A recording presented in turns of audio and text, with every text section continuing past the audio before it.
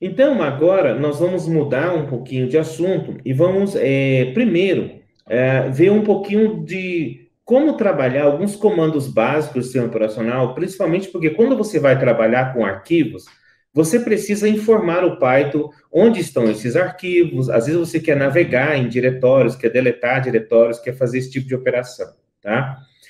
Esses comandos que nós vamos aprender são comandos que a gente acaba utilizando muito, né, aqui na linha de comando do sistema operacional, né? Deixa eu fazer aqui antes de entrar nesse, deixa eu fechar esse aqui, e vou abrir um novo. Eu estava usando o meu notebook local agora há pouco.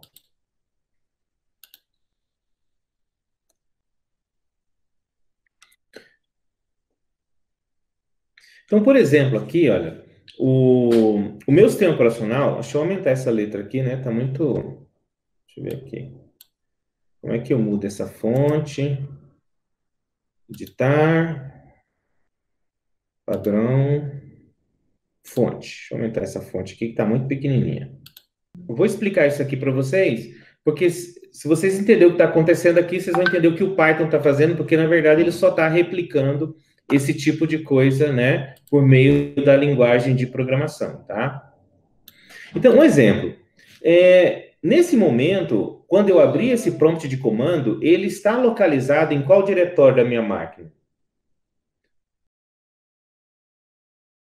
Né? Barra user, barra Orlan. É esse o diretório que ele está. Então, tudo que eu executar de comandos será executado nesse diretório, ok?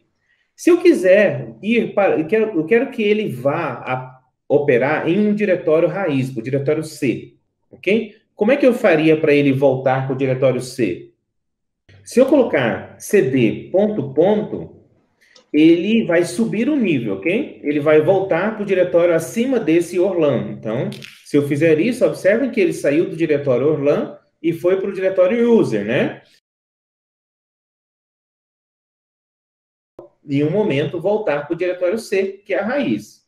Correto? Essa é uma forma de navegação. Agora, imagine que eu queira criar um diretório novo no C. Então, alguns comandos do sistema operacional são utilizados. Eu posso utilizar, por exemplo, o comando mkdir, que se makedir, ou seja, criar um diretório, e colocar aqui um diretório chamado teste, ok? E aí, ele rodou, não me deu nenhum erro. Será que esse diretório teste foi criado? Ok? Observe que eu chamei um comando mkdir com o nome de um diretório, né, com um espaço separando entre eles. Como eu posso saber se esse diretório existe, se ele está aqui? Eu posso usar a palavra dir, de diretórios, de listar os diretórios. Quando eu faço um dir, ele vai listar todos os diretórios existentes dentro desse diretório atual. E observem que aqui tem um diretório chamado teste, ok? Ok, legal, ele foi criado com sucesso. E se eu quiser ir para dentro do diretório teste, como é que eu faço para ir para lá, né? Existe um outro comando, que é o comando cd, que vem de change dir, né? Então, como o James orientou, cd, change dir, teste, ele vai navegar para dentro desse diretório. Teste. Ok? Tudo bem? E eu posso aqui criar um outro diretório, por exemplo, aqui dentro, ok? Um makedir, arquivos. Ok? E, novamente, cd arquivos, ele descerá um nível. Tudo bem? Assim como nós usamos de nível em nível, tá? É possível também fazer esse movimento todo de uma vez só. Eu posso, por exemplo, né, voltar para o diretório C, né, C dois pontos, cadê? CD, C dois pontos contra barra. Opa, CD, C dois pontos. Quando eu dou CD, C dois pontos contra barra, eu não precisei voltar, dar dois comandos, né, para subir até chegar ao diretório raiz. Eu simplesmente, olha, change dir para o C dois pontos contra barra. Da mesma forma, se eu quiser ir direto para o diretório C, teste, arquivos, eu não preciso ir um por um. Você pode dar um change dir e aí você colocar, né? Teste barra arquivos, ok? Porque como eu já estou em C, eu não preciso colocar C dois pontos, tá? Eu já vou direto para aquele diretório, ok? Outro ponto importante é que você pode também especificar o caminho completo, tá? Eu posso passar aqui o C teste dois pontos com o caminho completo, tipo assim, C dois pontos contra barra, e ele também vai, ok? Já vou direto para o caminho completo que eu quero chegar, ok? Outro ponto importante, eu vou subir aqui apenas um nível, opa, cd ponto ponto. Então, agora eu estou dentro de teste. E se eu digitar dir, eu sei que tem um diretório aqui dentro chamado arquivos. Como é que eu dou um comando para o sistema operacional para que ele delete esse arquivo? Ok? Então, aqui nós podemos colocar o rm dir, que seria o remove, né? De remover um diretório. E aqui eu vou passar o nome arquivos. Ok? Então, ao fazer isso, esse diretório, caso ele não tenha mais conteúdo dentro dele, ele será removido. Então, se eu disser dir agora, não tem nenhum diretório mais dentro dessa pasta.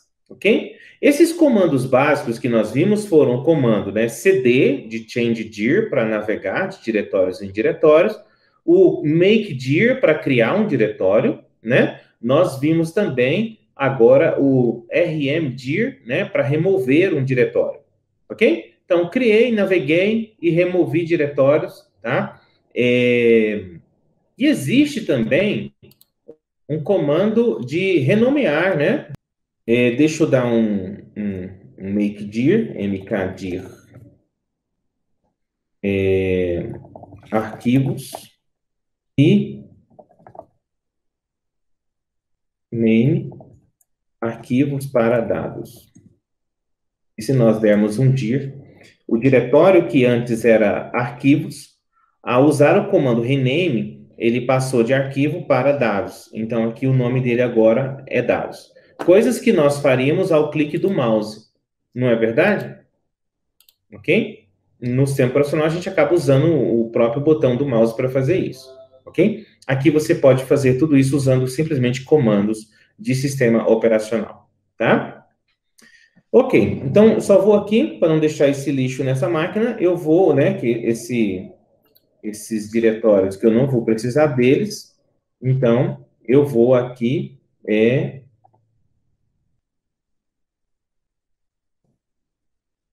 vou remover também esse teste e dar um dir final. Eu ver aqui, ele não existe mais. Oh, tá aqui ainda, né? Ele não deixa, como aconteceu aqui, ó, eu dei um remove dir, ele não deixou porque a pasta não está vazia, tá? Existem comandos para você forçar ele a apagar, tá? Ok? Existem parâmetros ou maneiras de você chamar ele forçando essa remoção completa, tá? Aqui no meu caso, ele não deixou eu apagar justamente porque tem um diretório aqui chamado dados, né? Aqui dentro. Agora, ele vai me permitir, né? Remover o teste. Tá bom? Tem uma forma de você forçar, tá? Aí quando você força, aí ele remove tudo. É meio perigoso, né? Às vezes você pode dar um comando desse sem querer, e aí não vai nem para a lixeira, viu? Aqui exclui diretamente, tá? Porque está indo lá no nível de sistema operacional, não é muito mais em cima. Beleza. Então aqui, olha, eu vou fechar esse comando aqui, vou dar um exit, né? Não preciso mais dele, só para nós voltarmos aqui, tá? Desse momento para frente, né, nós vamos começar a trabalhar com dados vindo de fora do sistema operacional para dentro dele, né, ou de fora do Python para dentro do Python. Até agora, tudo que nós trabalhamos foi dentro do Python. Agora nós vamos interagir com o ambiente externo ao Python, ok? Então, Eu até deixei aqui já o endereço, tá? Se vocês forem gerar essa planilha, e eu acho que é interessante vocês se acostumarem com esse ambiente do IBGE, ele tem muita informação relevante para nós trabalharmos e experimentarmos em análise de dados, tá? Aqui eu coloquei o endereço do sistema de recuperação automática de informações do IBGE, e apontando por uma tabela aqui, que é a 6579, tá? E eu escolhi apenas os dados de 2020, tá bom?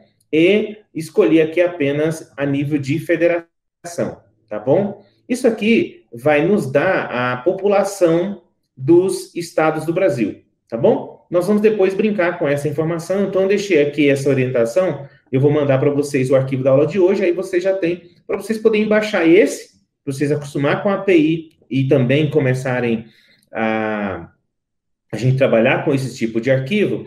E aqui, além dos filtros que você deve utilizar, eu coloquei a imagem exatamente do que você vai encontrar lá quando você acessar esse link, tá? Eu coloquei aqui também para vocês quais são os filtros e também, na hora de fazer o download, eu coloquei para os parâmetros. Então, escolham o padrão CSV, tá bom? Porque nós vamos trabalhar um pouco com ele, né, nos nossos exemplos, tá ok? Então, vocês podem baixar e marque essas duas opções, exibir os códigos dos territórios e exibir o nome dos territórios, tá bom? Faça o download e nós vamos brincar com esses arquivos por algumas vezes, tá? Então, vamos lá. Então, esse arquivo nós vamos brincar com ele, então depois baixem ele na máquina de vocês. E aproveitem para explorar um pouco mais essa plataforma do IBGE. Então, o Python, ele tem um módulo que se chama OS, né, em minúsculo mesmo, e esse módulo OS, ele tem basicamente esses comandos que nós fizemos na linha ali de comando do próprio sistema operacional, tá? E ele é bastante relevante, porque muito do que você vai executar no sistema operacional vai precisar desse pacote. Então, quando você importa o método OS, ele tem esse método, né, getCWD, né, que é get current work directory, né, directory. Então, ele vai descobrir para onde o Python está apontando. Em geral, é o diretório daquele código-fonte, onde aquele código-fonte está rodando. Então, aqui, olha, quando a gente executa esse comando aqui no Colab, né, do Google, ele vai me dizer, olha, você está em /content, tá? Então, se nós olharmos aqui, ó, nessa pastinha, que está no lado aqui do nosso notebook, ok? Se nós clicarmos nela, é para abrir aqui a pastinha. Eu não quero abrir, não, ele está de greve. Opa, tá meio travado, cara. Só um minutinho que deu, foi uma travadinha aqui. Então, opa, acho que foi, vai agora. Um minutinho. Tá meio travado aqui. Ah, sim, abriu agora. Ok? Beleza. Então, quando você clica nessa pastinha, ele vai abrir o diretório dos seus dados, né? Onde vai permitir você navegar na estrutura desse container que está hospedando esse notebook. Observa que aqui existe já uma tabelinha, né? Uma outra pasta dentro dela com alguns arquivos de exemplo, né? Que ficam disponíveis para você brincar. Isso aqui não foi eu que coloquei, isso aqui, por default, o Google já disponibiliza. Mas se você navegar aqui, ó, para cima, né, você vai observar que existe uma pasta aqui, né, chamada Content, e nós estamos exatamente dentro dessa pasta, tá? Então, o Jupyter Notebook está apontando para essa pasta aqui, a pasta Content, ok? Então, é aqui que ele está apontando como diretório de trabalho, por padrão. Ok? Então, por isso que quando nós fizemos aqui, ele trouxe /content. Se nós quisermos alterar o diretório, por exemplo, né? Como eu cliquei aqui para subir um nível, você lembra que nós fizemos cd, ... e ele subiu um nível? Aqui, a gente chama o comando change_dir, chdir, e não cd, né? E passamos ... vai ocorrer exatamente aquele comportamento, né? Que nós tivemos no sistema operacional. né, ele não vai estar mais no diretório, né, content, mas no diretório raiz do meu container que está hospedando o notebook, ok? Tá bom? E se agora nós dermos uma listagem, né, nesse diretório, aqui eu estou passando os listdir, que é o nosso comando simplesmente dir, que nós demos na nossa telinha preta, e eu estou passando justamente o diretório atual, que é o barra, que é a raiz desse container. E o que ele vai fazer aqui quando eu executo esse comando? Ele vai fazer exatamente o que o dir faria na minha máquina. Ele listou, ele trouxe em forma de uma lista, né? Aqui entre colchetes, todos. Deixa eu fechar essa pastinha aqui. Vou fechar aqui. Ele trouxe todos os arquivos que estão, ou todo o conteúdo, né, desse diretório, ok? Em forma de uma lista, ok? Da mesma forma, né, se eu agora der um change dir e descer de novo para o meu diretório content, né, ele vai navegar como eu fiz lá com o meu CD. E agora o meu diretório atual, né, é não mais o barra, como foi mencionado aqui, mas será o content, ok? E assim por diante. Se eu der um listdir, por exemplo, né, no content, ok? Ele vai mostrar que tem um arquivo de configuração e uma pasta chamada sample data, ok? Assim como eu fiz lá no sistema operacional, eu posso criar diretório. Esse aqui o nome é igualzinho, né? mkdir. Então, já que você está no diretório atual, o content, ao executar mkdir, ele criará, né, um diretório dentro dessa pasta mkdir, ok? Então, nós vamos ver agora, né, ao criar e aqui eu coloquei um listdir só para verificar o novo conteúdo desse diretório, observa que agora existe uma outra pasta chamada IBGE. Ok? Ok. Nós vamos agora entrar na manipulação de arquivos, ok? Então, como eu comentei, nós vamos utilizar, né, para essa aula, né, esse arquivo que se encontra nesse endereço, tá? Sidra.ibge, tá bom? Nós vamos usar muito dessas APIs para a gente poder experimentar dados durante o nosso curso, e um dos primeiros que eu quero utilizar é esse aqui, tá? Então, quando nós pegamos essa tabela 6579, e aqui existe uma centena de informações do IBGE, mas essa tabela é a tabela de população residente. Então, ele te dá os parâmetros aqui, se você quiser uma série histórica de vários anos, ou se você quer só apenas de um ano, tá? Você pode escolher. Aqui eu estou escolhendo, então, só 2020 e por estado. Se você quiser a população de cada município do Brasil e a série histórica desde 2001, ou seja, 20 anos de evolução da população, você tem. Então, às vezes você quer brincar com os conhecimentos que você está adquirindo de dados, você pode usar esses dados, né, que são dados bastante fáceis de compreender o dado, mas muito ricos na sua didática, em termos do que você pode explorar com eles, tá? Então, aqui eu só estou pegando um arquivo só com a população de 2020 por estado, para nós podermos utilizar. Então, é esse mesmo parâmetro. Aqui, vocês vão escolher depois download, marque aqui CSV, ou CSV Brasil, tá? Que vai vir com ponto e vírgula, e deixa marcado aqui colocar os códigos dos territórios, tá bom? E faz isso aqui, feito isso, você faz o download desse arquivo. Esse arquivo, ele traz dentro dele, tá? Um conjunto de anotações explicando detalhes sobre essa série histórica, tá? Eu só vou pedir que quando vocês forem trabalhar esse arquivo, remove essas notas que estão aqui, ó, porque eles não são os dados em si, são explicações sobre alguns pontos da série histórica, tá bom? De alguns estados ou municípios, ou algum tipo de codificação. Então, olha, tudo aqui para baixo, ó, tá? Eu vou deletar aqui, de propósito, porque eu não quero, tá? Eu estou fazendo isso porque eu não preciso disso para o exemplo que nós queremos tratar. Eu só quero aqui o código, o nome do estado e as populações daquele estado para o ano de 2020, tá bom? Tranquilo? Então, esse é o arquivo que nós vamos brincar com ele. Então, aqui, ó, seria esse arquivo, tá bom? Um arquivo bem limpo, só com o dado que interessa.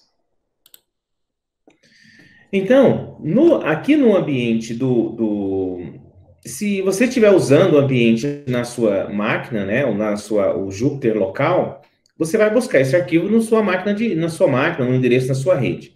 Nesse caso aqui, nós vamos precisar fazer o upload dele, né, para o ambiente do container. Lembrando que esse container aqui, ele joga fora todos esses arquivos que você fez upload depois que ele é encerrado, tá bom? Então, o que você faz de upload aqui não fica aqui, tá bom? Ele despreza isso depois.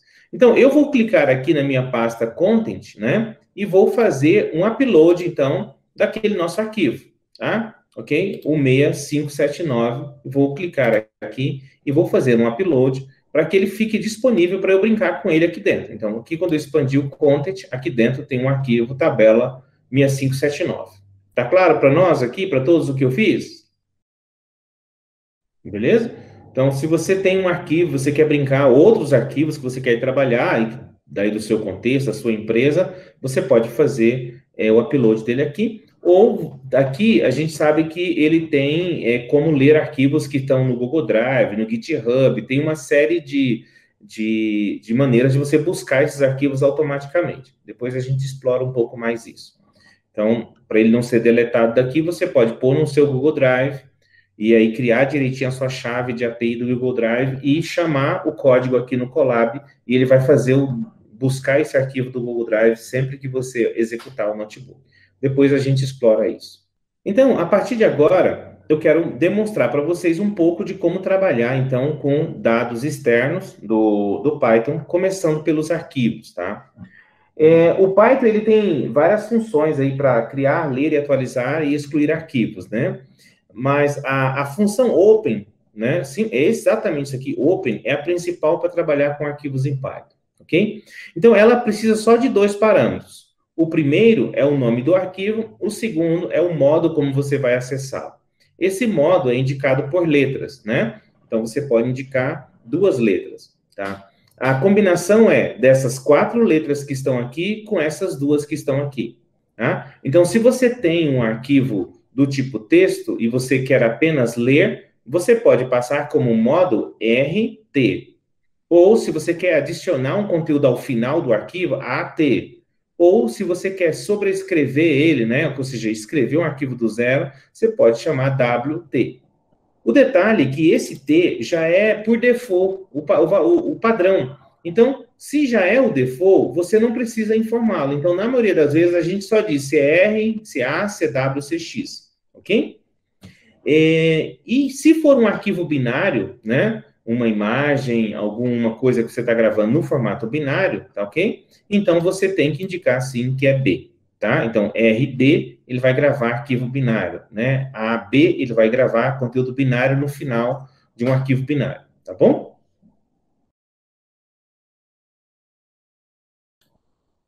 E lembrando que o R é o padrão. Então, se eu quero conectar no arquivo só para ler, nem preciso informar nem R, nem T, nem nada. Basta eu dizer, abra o arquivo tal, ele já vai usar o padrão R, tá bom? Ele é um parâmetro opcional. Tá? Então, aqui, ó, ao executar a listdir, nós vemos que agora, dentro desse diretório, né, eu tenho um arquivo tabela 6579CSV. E para ler esse arquivo, né, ou seja, acessar e abrir esse arquivo, basta eu chamar assim, fopen, o nome do arquivo. Ok?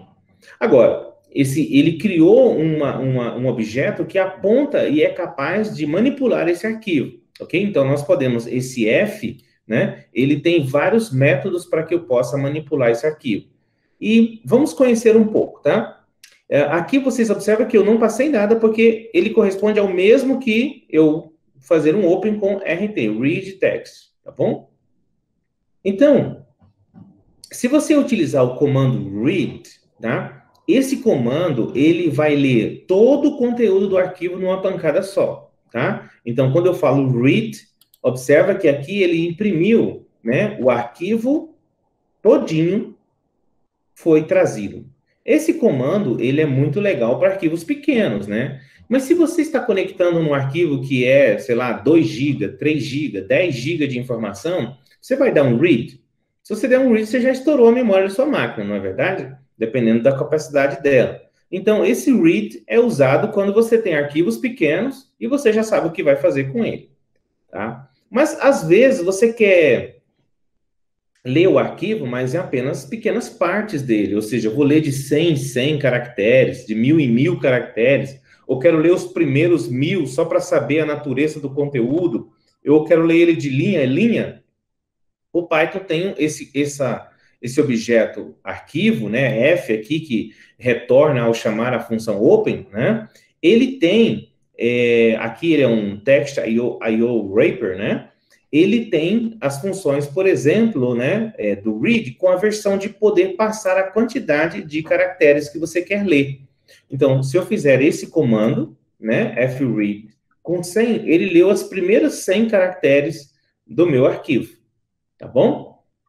Às vezes você está lendo uma série de arquivos numa pasta e você só quer ler arquivos que comecem com determinada coisa. Então, você pode ir lendo e testando se ele começa com, lendo apenas os X caracteres desse arquivo, e se ele não for isso, você despreza, vai para o próximo, por exemplo. Ou você pode pedir que ele quebre isso em linhas. Vocês devem lembrar daquele caractere /N, né? Que usou o escape barra invertida com o N, que aí muda o sentido, não é mais uma letra N, mas passa a indicar que é uma quebra de linha, né? Que a partir dali uma nova linha inicia. Quando você executa o comando readline, ele vai ler uma das linhas ou a primeira linha daquele arquivo, ok?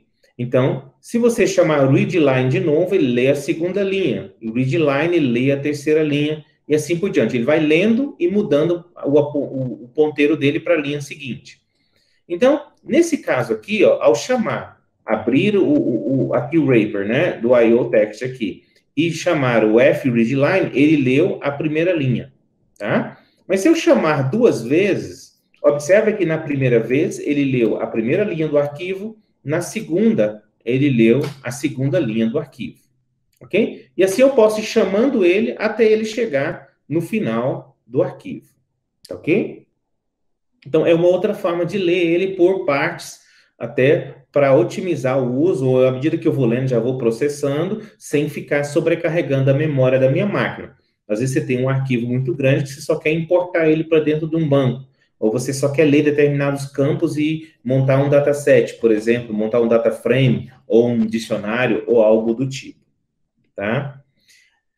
Então, outra forma de você manipular esse arquivo, né, é também fazendo a leitura dele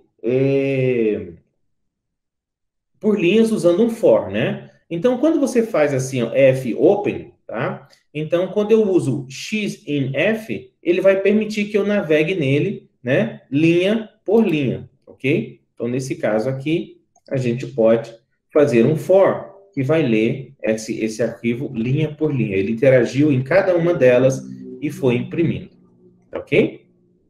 Olha só. Uma outra forma de fazer isso aqui, né? Eu já vi implementações fazerem desse modo, tá? Deixa eu duplicar, deixa eu clicar aqui.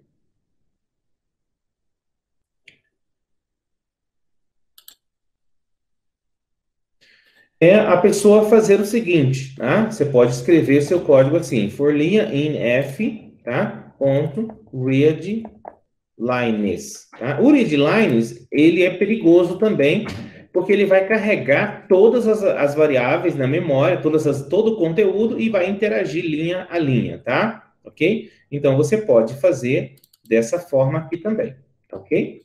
Em vez de você ir lendo linha a linha e ocupando pouco na memória, quando você chama o readline, ele já leu toda, só que ao invés dele retornar o read, que retorna o texto, esse aqui retorna uma lista de linhas, ok? Ele já dá o split usando o /n como separador. Mas os resultados são os mesmos, tá bom? Ok? Sempre que você abre um arquivo, é muito importante que você, após a operação com esse arquivo, você feche esse arquivo. Por que isso é importante? Dependendo do tipo de implementação, né, do Python ali, em alguma operação dessas, às vezes você está inserindo conteúdo no arquivo, mas ele coloca isso num buffer e depois é que ele vai gravando no disco. Então, se você não fecha, pode acontecer de você perder algum conteúdo que você achava que tinha sido gravado no disco e não foi, tá bom? Então, para você ter certeza que aquele arquivo terá exatamente o que você colocou dentro da variável, né, o que era o conteúdo dele, você dá um close, porque esse close obriga, né, aí o Python a gravar tudo que estava no buffer, no disco, e aí fechar a conexão com esse arquivo, tá bom? Então, o mesmo objeto F, né, esse text.io wrapper, tem que ser chamado o método close dele para fechar essa conexão. Você tem que fazer isso com arquivo, e você faz isso também, em geral, com banco de dados. Você fez a operação, você fecha a conexão, a não ser que você vá executar várias outras operações no mesmo arquivo. Tá bom? Então, nesse caso aqui, observa que nos demais casos, não vai dar um erro se você não fechar, tá? Ok? Mas pode acontecer de você perder informação se você estiver alterando valores nesse arquivo. Um padrão que você pode utilizar, para você não ter que se preocupar em ficar chamando open ou close toda hora, tá?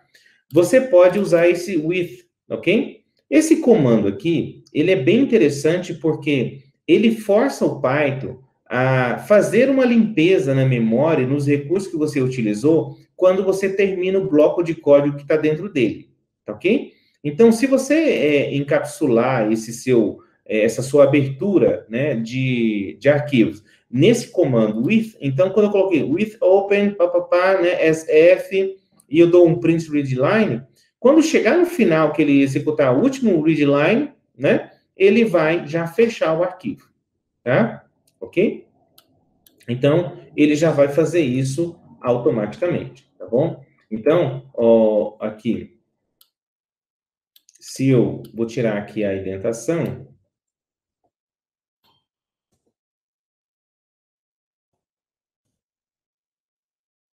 ó, observa que aqui ele consegue executar e fazer o primeiro print, mas em seguida, e eu tento fazer um print aqui sem a indentação, significa que ele vai executar esse print depois que terminar esse with.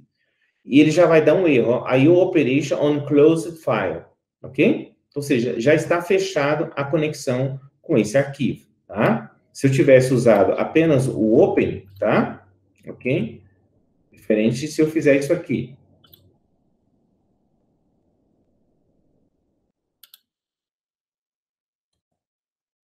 Então, se eu fizer aqui, né?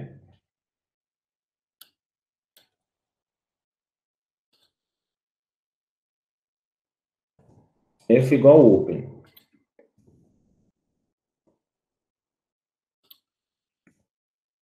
Né? Eu executo a primeira linha. Se eu chamar novamente aqui, né, o readline, esse arquivo ainda estará aberto.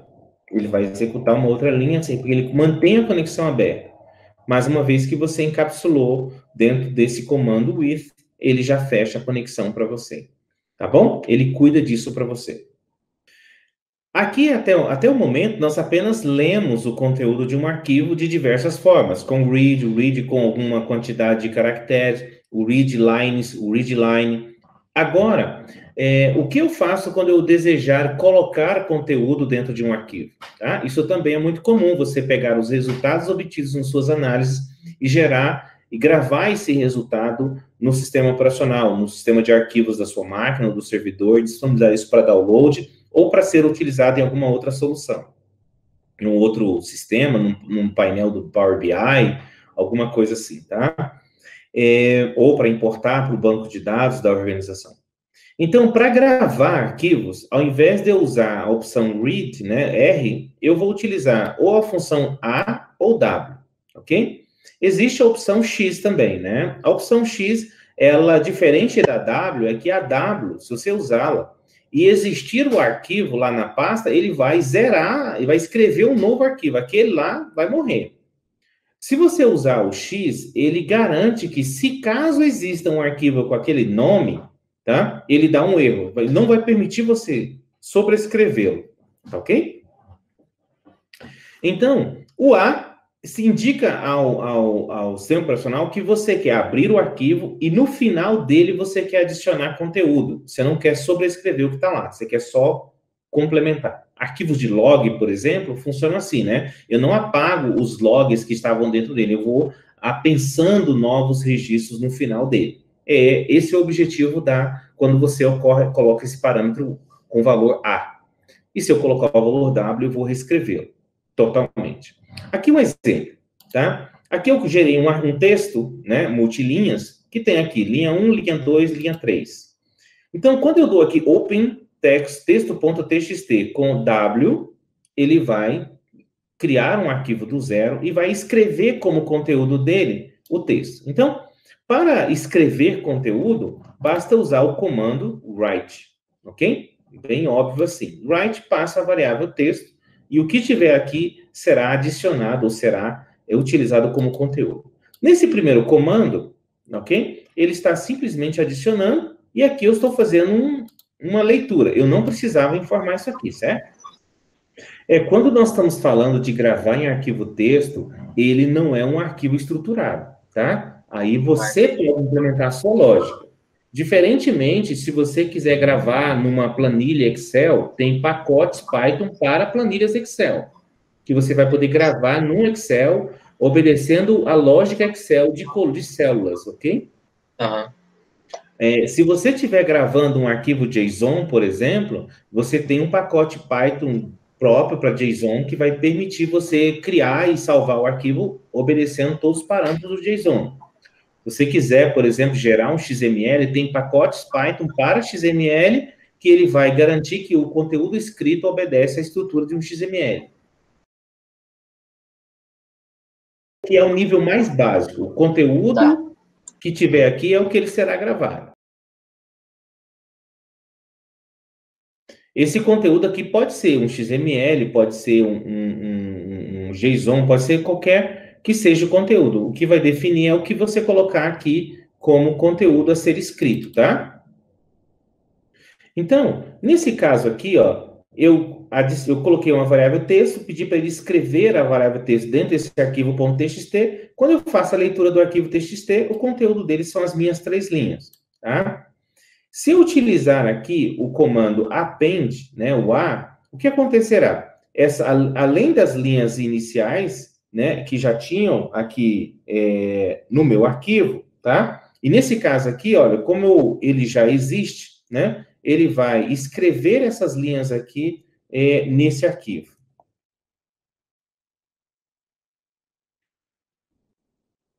Eu chamei aqui esse conteúdo e mandei dar um append no final. Significa que esse arquivo somou no final. Mas, de propósito, eu coloquei um write aqui. O que esse write faz? Ele sobrescreve, né? Então, aqui, olha, eu vou pôr esse read entre esses dois comandos para ficar mais claro a lógica do que está acontecendo aqui. Então, como eu já tenho conteúdo nesse arquivo, tá? Eu vou colocar um read no início, porque esse arquivo, ele já tem conteúdo dentro dele que nós gravamos na célula anterior, não é? Então, olha só. Deixa eu dar um enter aqui. Isso. Então, quando eu executar, esse primeiro print aqui, ele vai imprimir o conteúdo atual. Em seguida, ele vai adicionar novamente essas linhas no meu arquivo. Então, observa que no primeiro passo, ele tem a 1, 2 e 3. Quando eu imprimo a segunda, ele tem de novo 1, 2, 3, 1, 2, 3, porque ele apensou. Mas quando eu chamei o conteúdo W, ele simplesmente matou tudo isso aqui que estava dentro do meu arquivo e escreveu um conteúdo totalmente novo dentro dele. Porque o comando write, né, o W aqui, ele sobrescreve o arquivo. Ok? Para adicionar o conteúdo, para vocês verem aqui o conteúdo, o efeito do A, né? Eu coloquei aqui uma lógica assim. Eu estou colocando o conteúdo 1, 2, 3, linhas 1, 2, 3, usando o F, o W, que é para escrever, criar o arquivo, ou sobrescrever, caso ele exista. Em seguida, eu estou apensando ao final a linha 4, 5 e 6. E aí, vou imprimir o conteúdo. Então, se nós observarmos, agora ele tem todas as linhas dentro dele. porque ele acrescentou a linha 4, 5 e 6 depois das linhas 1, 2 e 3. Eu adicionei o conteúdo. Ok?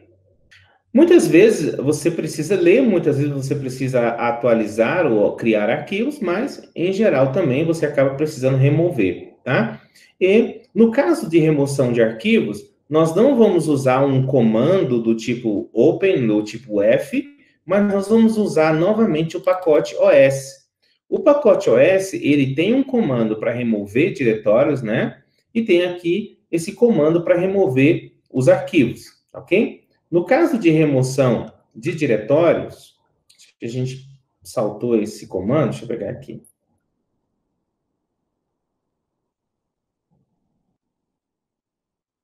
Só um segundinho. Vou voltar aqui no... Ó, para remover um diretório, a gente utiliza o comando os.rmdir.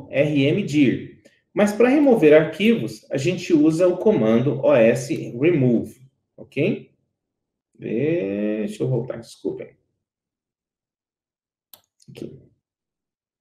Então, ao clicar os.remove, né, aquele arquivo texto que nós estávamos brincando, se ele estiver encontrado dentro desse diretório atual, ele será deletado.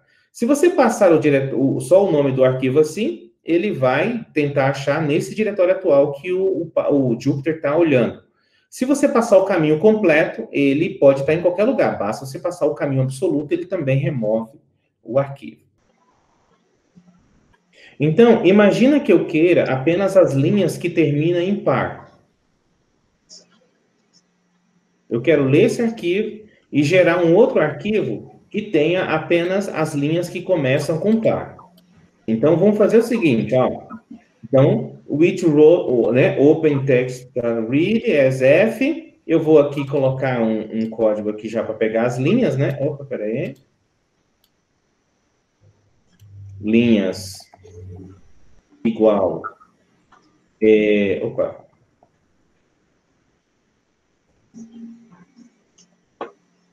Igual f.readlines, né? Então, ele vai retornar uma lista de linhas. E aqui eu já vou chamar aqui novo conteúdo. Novo conteúdo. Vai ser igual. Aí nós vamos fazer um negócio sofisticado. Vamos fazer um list comprehension, né? Então, eu vou colocar aqui linha. Vou colocar L de linha. L for L in linhas. Ok? If. Ok? Float. Não, int. Int. L. Como é que eu pego os dois caracteres do final dela?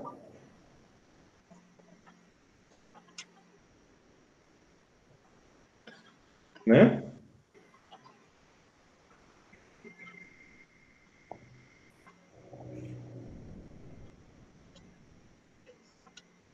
Assim? Vamos só dar um print aqui para ver se está correto o nosso conteúdo, tá?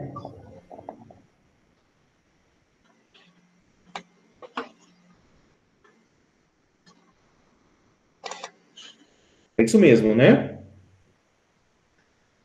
Linha 2, linha 4 e linha 6, correto? Então, fora desse aqui, logo em seguida, tá? Eu posso usar, então, nesse caso aqui, eu abri ele no modo leitura, né? Ok?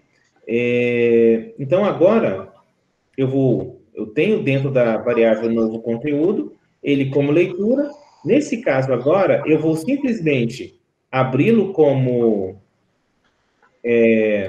W, porque aí eu quero sobrescrever, caso ele exista, perfeito? E aqui, desculpa, faltou 2 pontos.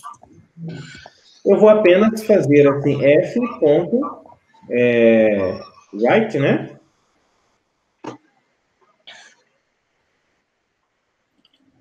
Ok? Eu posso passar write lines, né, direto, porque isso aqui é uma lista de linhas, não é?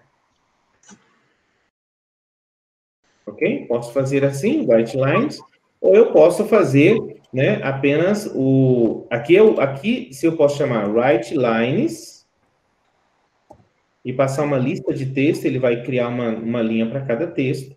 E aqui nós já vamos fazer o print do conteúdo dele aqui, peraí. Então, aqui, ó, with open as F, aqui eu vou fazer só o readline, tá? F, print, f.read. O conteúdo novo dele é isso aqui. E à medida que vocês vão vendo que a gente vai juntando os conhecimentos que vocês vão adquirindo, né? Das estruturas, dos loops, dos ifs, e aí isso junto na sua cabeça permite que você resolva problemas imediatos, assim, né? Olha, eu queria fazer tal coisa, pá, já vem na sua mente e você consegue, utilizando cada uma dessas partes que vocês estão aprendendo, fazer essas implementações e automatizar um monte de tarefas. Tá bom? Então vamos lá.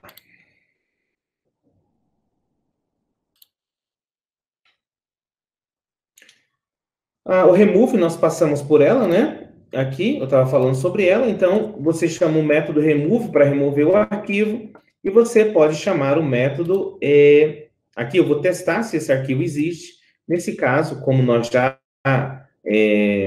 fizemos uma lógica, se ele existir, remove, se não, já o arquivo não existe, que é o caso aqui, ele não existe mais, tá? Aqui eu fiz uma lógica que caso ele exista, remova, se ele não existe, avise que ele não existe. Aí foi o que aconteceu. Como eu já dei um remove antes, ele avisou aqui, ó, esse arquivo não existe mais. Tá bom? Se você mandar dar um remove, né, em um arquivo que não existe, claro, você vai ter um erro, né? Então, no seu código, você pode, então, fazer um try except, né? No caso aqui, quando você tenta... se eu simplesmente chamar agora, né, o else remove, ele não existe, tá? Então, ele vai me retornar um erro, ok? File not found error. Então, a gente poderia escrever isso aqui de uma forma muito mais elegante, né? Isso aqui pode ser o quê? Um try, né? Ok? Em vez de um if existe, eu posso tentar try, né? Dar um else remove, ok? E aí escrever o except, né? Ok?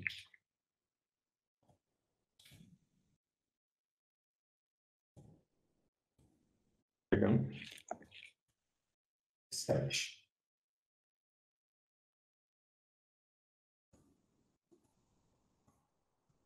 Dois pontos.